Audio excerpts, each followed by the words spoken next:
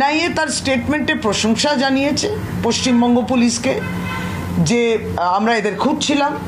তারপরে যখন পশ্চিমবঙ্গ পুলিশকে বলার পরে তার 2 ঘন্টার মধ্যে ধরাও পড়েছে, তাই প্রশংসাও করেছে যে পশ্চিমবঙ্গ পুলিশ খুব ভালো কাজ করেছে।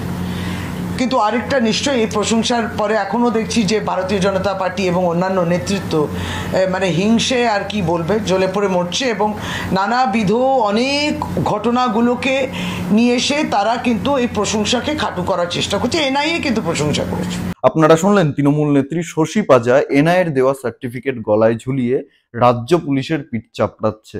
অবশ্যই রাজ্য পুলিশ ভালো কাজ করেছে, সেই কারণেই এনআইএ প্রশংসা করেছে, এই বিষয়ে কোনো সন্দেহ নেই, কোনো দ্বিমত নেই, এবং এই বিষয়টা নিয়ে রাজনীতি করাটাও ঠিক নয়।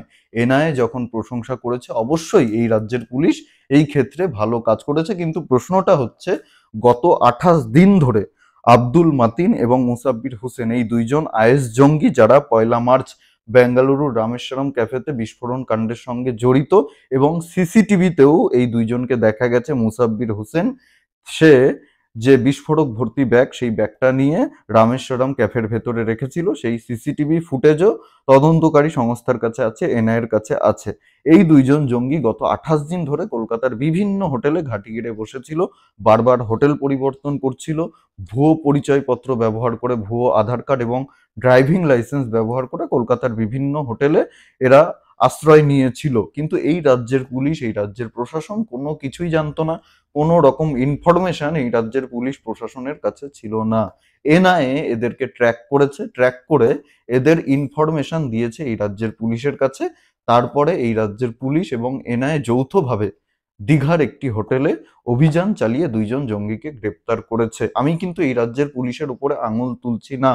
কলকাতা পুলিশের এসটিএফ এর টিম রাজ্যের বিভিন্ন প্রান্তে অভিযান চালিয়ে এর আগে আমরা দেখেছি বহুবার বহু জঙ্গিদের গ্রেপ্তার করেছে। রাজ্য পুলিশ যে একেবারে অপদার্থ এমনটা নয়, কিন্তু এই রাজ্যের সরকার রাজ্য পুলিশকে ঠিকভাবে ব্যবহার করে না। এই রাজ্যের সরকার রাজ্য পুলিশকে ব্যবহার করে, কোন ইউটিউবার শাসকের বিরুদ্ধে কি কথা বলছে, তৃণমূল নেতাদের বিরুদ্ধে কি বলছে, মমতা বন্দ্যোপাধ্যায়কে উদ্দেশ্য করে কি বলছে, অভিষেক বন্দ্যোপাধ্যায়কে উদ্দেশ্য করে কি বলছে, সেই দিকে রাজ্য পুলিশের নজর থাকে। তৃণমূলের সরকার এবং পুলিশ মন্ত্রী যদি রাজ্যের পুলিশকে নিরপেক্ষভাবে কাজ করতে দিত, স্বতন্ত্রভাবে কাজ করতে দিত, রাজ্য পুলিশের উপরে কোনো রকম রাজনৈতিক প্রভাব না থাকতো, তাহলে এই রাজ্যের পুলিশ অনেক আগেই এই 2 জন জঙ্গি আব্দুল মাতিন এবং মুসাব্বির হোসেনকে গ্রেপ্তার করতে পারতো কলকাতার কোনো হোটেল থেকে।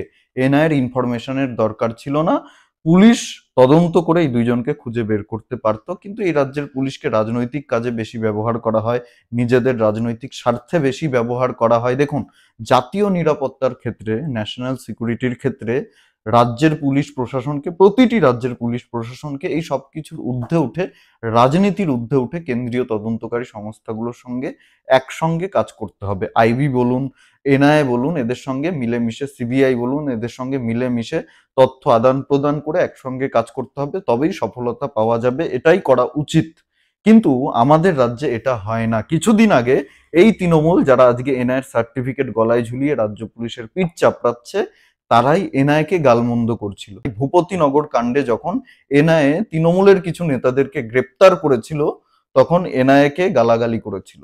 আপনাদের হয়তো খুব পরিষ্কার মনে আছে, ভূপতিনগর কাণ্ডে এনআইএ রাতের বেলায় যখন অভিযান চালাতে গেছিল, যারা ভূপতিনগর বিস্ফোরণ কাণ্ডের সঙ্গে জড়িত, ওই চকলেট বোমা বিস্ফোরণ কাণ্ডের সঙ্গে জড়িত, তাদেরকে গ্রেপ্তার করতে গেছিল, তখন এই তৃণমূল নেতারাই এনআইএকে আক্রমণ করেছিল, এনআইএকে বিজেপির হাতের পুতুল বলেছিল, বিজেপির ইশারাতে নাকি এনআইএ কাজ করছে।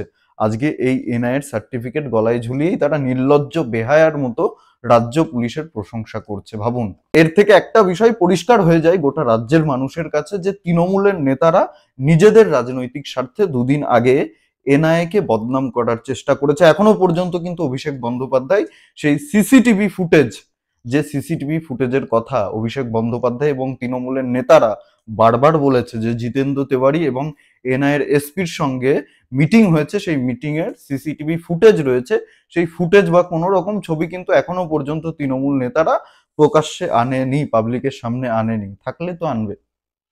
শুধু শুধু এনআইএকে বদনাম করার চেষ্টা হয়েছে নিজেদের রাজনৈতিক স্বার্থে। আজকে সেই এনআইএর দেওয়া সার্টিফিকেট গলায় ঝুলিয়ে নির্লজ্জ বেহায়ার মতো রাজ্য পুলিশের পিঠ চাপড়াচ্ছে এরা। কি বলবেন?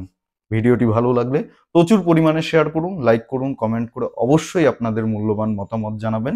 আর জাগরণ বাংলা ইউটিউব চ্যানেলে নতুন হলে আমাদের চ্যানেলটি সাবস্ক্রাইব করে পাশে থাকুন, পাশের বেল আইকনটি প্রেস করে দিন। আমাদের প্রতিটি ভিডিওর নোটিফিকেশন আপনার কাছে সবার আগে পৌঁছে যাবে। সবাই খুব ভালো থাকুন, সুস্থ থাকুন, আশেপাশে সবার খেয়াল রাখুন। জয় হিন্দ, বন্দে মাতারাম, ভারত মাতা কি জয়।